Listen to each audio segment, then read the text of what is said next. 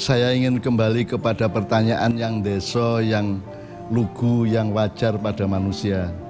Mungkin ini pertanyaan dari abad sebelum prasejarah ini, mungkin dari. Jadi sebenarnya Brang, kalau sekarang ditanya gini, Sabrang dengan wacana dan bacaannya yang luar biasa banyak, itu ditanya begini. Jadi sebenarnya pegangan hidup yang paling utama dan yang paling bisa menyelamatkan manusia itu apa? Sekarang ada status SB kita pegang, ada pengumuman pemerintah kita pegang, ada konstitusi baru kita pegang, ada informasi apapun dari TV kita pegang. Jadi sebenarnya saya ingin tanya, sebenarnya pegangan hidup yang utama supaya manusia itu hidup lancar, seimbang, dan selamat itu apa, Bang? Kalau ditanya langsung shortcut kayak gitu, jawabnya gimana itu? Objektifnya saya, kalau naik gue aku langsung jawab. Objektifnya saya ganti sedikit ya. Naik hidupnya mesti seimbang, lancar, dan seterusnya aku langsung jawab.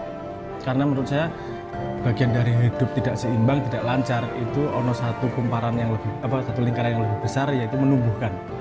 Nah, menurutku kewajiban paling gede manusia adalah tumbuh dewasa terus. Jadi melalui ketidaklancaran, melalui kesulitan, kebingungan dan seterusnya itu wajar. Itu variabel dari transformasi pertumbuhan hidup. Nah, menurutku yang selama ini saya pahami adalah bagaimana kita jujur dan konsisten kepada apa yang kita ketahui saat itu dan berani bertransformasi itu tadi. Karena apa yang kita anggap benar, kita anggap salah, kita anggap itu selalu bergerak terus ya, karena kita juga tumbuh. Jadi asal jujur sama saya mempertahankan keluguan pertanyaan tadi ya. Misalnya gini loh Brang, misalnya orang ya Quran dan hadis, kalau orang Islam pegangan saya Quran dan hadis. Tapi nanti ada kasus bahwa caramu memegang Quran dan hadis atau pandanganmu terhadap pegangan Quran dan hadis itu bervariasi, bermadhab-madhab, beraliran-aliran dan seterusnya, sehingga itu juga menimbulkan ketidakseimbangan, bahkan benturan-benturan, bahkan sampai tingkat peperangan kan gitu. Nah jadi yang harus lebih kita pegang itu adalah kejujuran berpikir, kejernihan hati, ataukah Qurannya? Itu tadi Quran, hadis, segala macam itu kan dikasih Tuhan absolut. Maksudnya absolut itu ya benar secara dia. Saya percaya Tuhan ini sangat adil dan kasih sayang. Ini fundamental aku. Sehingga modal setiap orang, kalau kita ngomong rumus yang universal untuk berlaku semua orang, itu harus berlandaskan pada modal yang dikasih Tuhan yang universal. Jadi kena rumusnya kepandaian, tapi tidak universal. Berarti rumus kepandaian pasti tidak berlaku. Jadi saya melihat salah satu yang fundamental universal diberikan kepada Tuhan pada manusia, satu waktu. Itu semua orang modalnya bodoh, nggak berubah.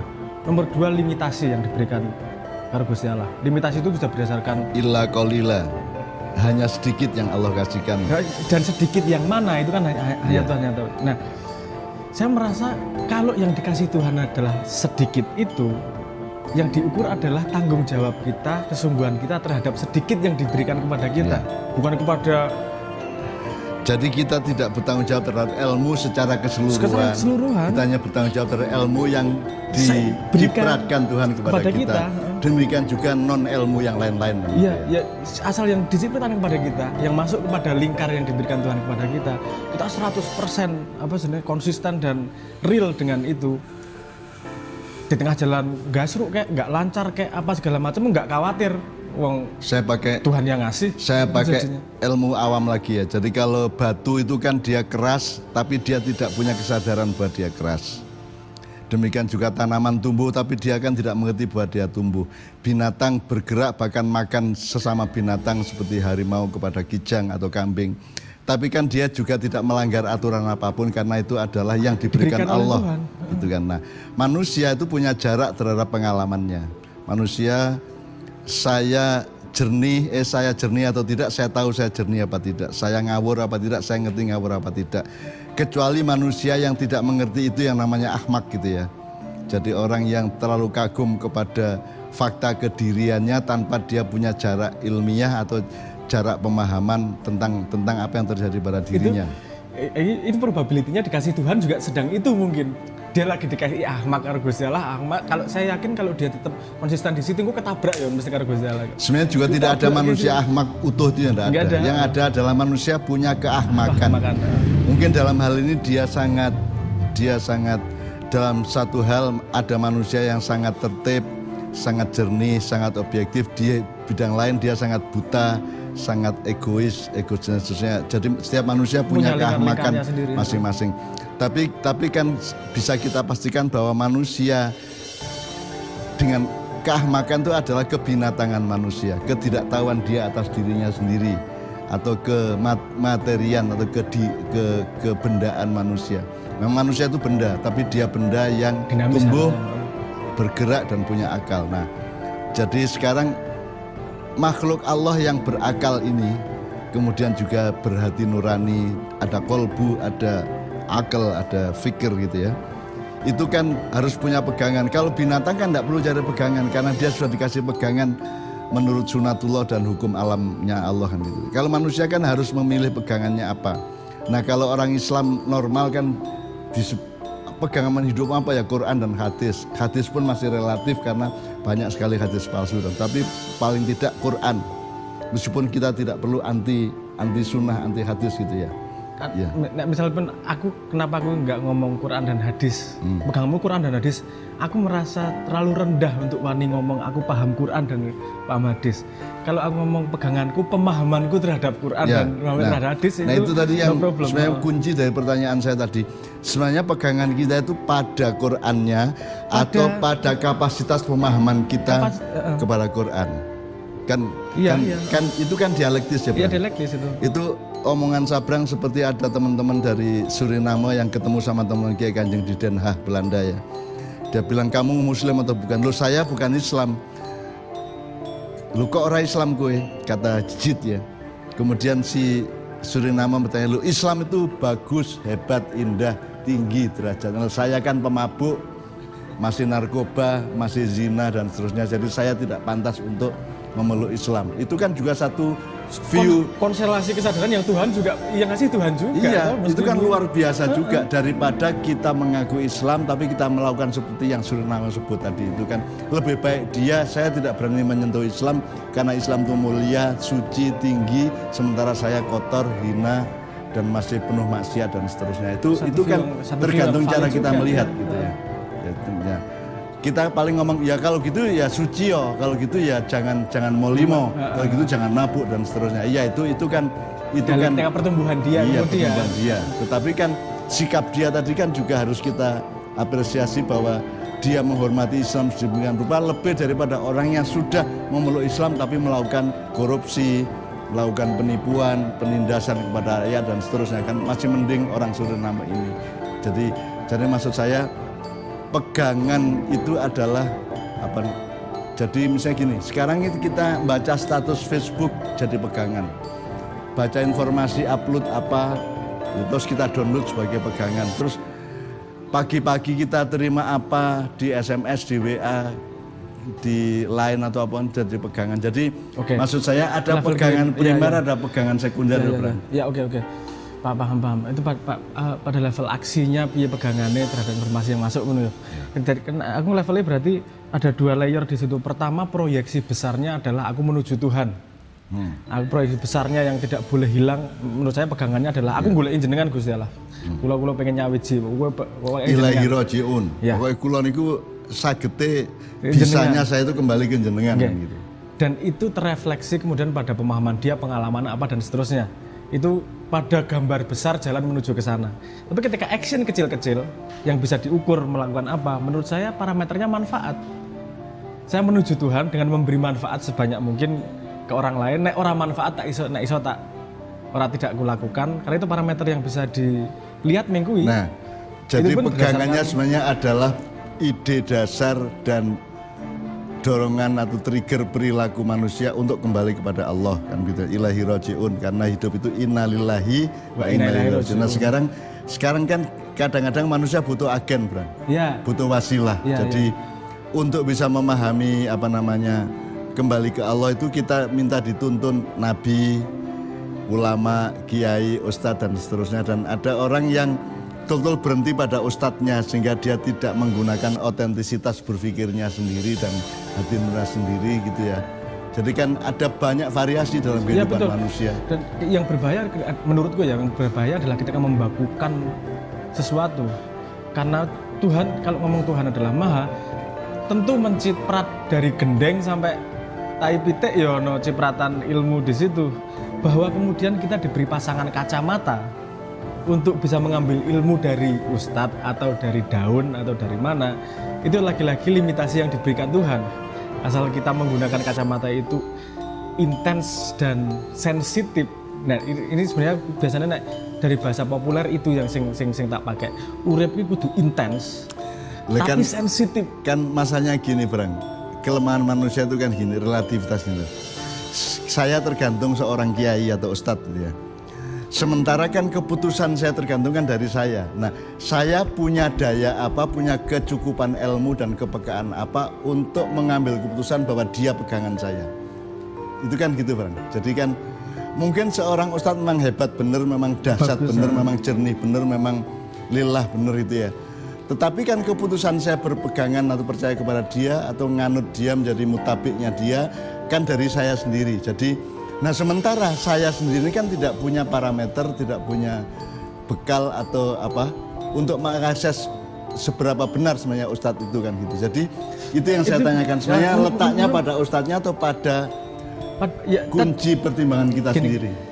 Kalau keputusan masuk ketika kita masuk ke hutan gelap, pertama kan modalnya wani, bahwa kemudian melakukan adjustment di dalam hutan tersebut karena informasi yang dia tahu ketika masuk ke hutan tersebut. Jadi menurut saya tetap core-nya kan pada diri, kemauan untuk tumbuh kan itu, kemauan untuk tumbuh. Misalnya aku saiki ndeloki tumbuhnya tak melu mursyid, no problem menurut saya.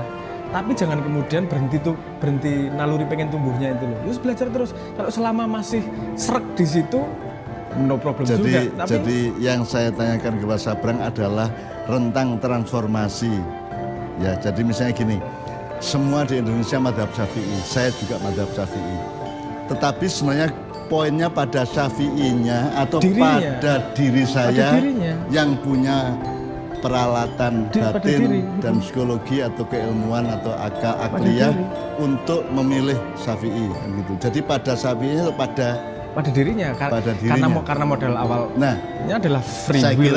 Saya kira banyak sekali bias di masyarakat karena tidak bisa menentukan ini Syafi'inya apa dirinya. Sebab kalau pada dirinya apapun, mau Syafi'i, mau Hambali, mau siapapun, itu kan tetap parameter filternya kan tetap kejernihan hati kita, kesucian hati kita, dan kesehatan akal kita kan begitu. Jadi panutan kita sebenarnya adalah kesehatan. Apalagi ada legitimasi bahwa man arofa nafsahu faqad arofa rabbahu. Jadi itu kan legitimasi tentang pengetahuan batin sedemikian rupa kepada Allah yang membuat Allah itu hadir sehingga kita ketahui dalam tanda petik gitu ya. Jadi sekali lagi, Brang, selama ini kan kita itu menganut. Itu pun kalau nganut kiai, nanti kita pakai parameter ini sanadnya lengkap enggak, ini kitab kuningnya lengkap apa enggak. Jadi yang utama itu mana? Kiainya, atau kamu kitab kuningnya, sanad-sanadnya, ataukah pertimbangan kita sendiri? Karena di situ ada man arofa nafsahu. Ada argumentasi gini yang pada kesempatan ini mau saya bantah. Ada gini. Loh, kalau kamu nggak ngikut orang, kamu kan nggak punya pengetahuan untuk sampai sana. Gimana kamu dirimu sendiri apa bisa sampai sana? Kalau urusannya pengetahuan, Tuhan nggak adil. Kalau Tuhannya nggak adil, berarti bukan Tuhan. Gimana untuk mencapai Tuhan kok dikasih modal berbeda-beda, outputnya harus sama? Jika kalau ngomong Tuhan adil, berarti urusannya adalah saya percaya pada taklid butanya kepada Tuhan. Pokoknya aku pengen golek Gusti Allah, jalan mana yang dibukakan tak liwati. Jalannya arep lewat mursyid, arep lewat kono, aku golek jenengan. Kalaupun aku kecemplung jurang, aku golek jenengan loh. Kecemplung jurang gara-gara jenengan loh niki. Bahkan ada poin. Saya lebih memilih jalur itu. Sabrang kan tadi mengatakan bahwa yang paling primer adalah bahwa Allah adil dan penuh kasih sayang. Saya membayangkan neraka itu adalah transformasi dari kasih Allah. Oh iya, aku percaya. Neraka itu adalah perwujudan dari Allah itu adil. adil. Kalau tidak ada neraka tidak adil. Kalau tidak ada neraka Allah tidak kita, karena neraka itu kan alat Kunci. supaya kita membersihkan diri sehingga kita masuk surga kan begitu. Dan jadi sekali lagi Brang, kita ini sekarang tidak bisa memastikan nih umat Islam nih dan kebanyakan manusia untuk yang mana sebenarnya intinya pada panutanmu seseorang, apa kiai, apa ulama, atau madhab, atau siapapun, ataukah Pada diri. mesinmu sendiri, mesin batinmu, mesin kejiwaanmu sendiri, kan begitu kan? Itu kan? Ini ada dorongan gini juga kenapa itu tidak mudah. Iya. Karena lebih mudah naik sepeda roda 3 daripada naik sepeda sendiri. Iya. Nalurinya memang gitu dasar. Lebih mudah metik daripada overpersonal sendiri. Personal gitu ya. sendiri. Ya, itu naluri juga yang Ada temannya Mbak Via itu nyebut anaknya tiap hari pulang pergi sekolah itu selama 3 tahun itu ndak ngerti Fesneleng 1, 2, 3, jadi dia langsung masuk 3 terus sejak awal sampai akhir itu 3 itu tok. Atau ada yang masuk 1 tok tanpa pernah 2, tanpa pernah 3. Jadi jangankan soal akal dan intelektualitas atau soal rohaniah, soal Fesneleng mobil aja seseorang bisa itu punya kecenderungan milih roda 3 daripada harus gini-gini roda 2 kan begitu. Itu tadi keseimbangan antara presisi sama kesulitan ya memang tidak mudah, harus waspada terus-terusan sama diri sendiri. Lebih mudah pakai roda 3 wis tak gantung. Sedemikian rupa, jadi rekomendasi saya nomor 1 adalah waspada terus-menerus. Sedemikian rupa sampai saya memberanikan diri untuk menerjemahkan takwa itu waspada. Takwa itu bukan takut. Kalau takut itu setahu saya itu khauf. Kopiah itu dari kata khaufiyah. Jadi kita pakai peci menutupi rambut dan kepala bagian atas itu dalam rangka untuk berendah hati kepada Allah karena kita takut kepada Allah, maka kita pakai peci ke masjid dan seterusnya. Terus takwa itu adalah keadaan yang terus-menerus standby. Ya, aware, peka, intens, tapi peka. Intens ya, terus menerus kepada seluruhnya, dari hadirnya Allah sampai seluruh isi alam semesta dan dunia ini. Jadi takwa adalah mesin kewaspadaan yang terus menerus pada diri manusia. Maka kalau di Jawa kan namanya eling lan waspodo. Jadi itu saya dialektikakan Brang. Anda tidak akan waspodo kalau tidak eling. Anda tidak eling kalau tidak waspodo. Karena Anda waspada maka Anda ingat, karena Anda bertakwa maka Anda berzikir, karena Anda berzikir maka Anda bertakwa. Jadi itu berputar sedemikian. Pakai analogi sepeda yo nyeneng ke. Iya. Eling lan waspada. Kowe eling tujuanmu nang endi? Iya. Waspada ning perjalanan. Iya. Nek kowe waspada tok ra eling arep nang endi yo mengko ning dalan. Nek mengeling tok ora waspada yo tiba ning dalan. Jadi yo kaya numpak sepeda. Urip eling aku arep rono. Waspada perjalanane. That's it. Iya. That's life ya. That's life. Meskipun sedemikian rupa probabilitasnya itu tidak terbatas, posibilitasnya juga tidak terbatas, tetapi kamu tetap waspada di jalan. Karena kan gitu. Dan ingat tujuan. Ingat tujuan di sana, kamu waspada dalam perjalanan. Iki minggu sidik apa ya? Aku itu analogi menarik juga soal hidup soalnya. Hidup kayak main musik. Hidup ora banter-banteran, ora cepet-cepetan. Nek musik cepet-cepetan, yo 3 detik ending tok, outro selesai. Musik kan menikmati momentum keadaan rentang waktu per momennya, harmoninya seperti apa, waspada terus terhadap harmoni dengan instrumen lain dan seterusnya. Menahan diri. Menuju Tuhan itu juga bukan balapan. Nek arep balapan mati yo saiki. Intinya kan gitu juga. Jadi menuju Tuhan itu sebuah proyeksi perjalanan yang harus dinikmati dengan waspada. Waspada itu kenikmatan karena ya semakin kamu waspada semakin efektif ke sana tanpa kehilangan kenikmatan hidup juga. Jadi musik itu kalau mau diterjemahkan secara fikih dan hukum itu adalah alat yang sangat bagus untuk supaya manusia berzikir dan bertakwa kan begitu.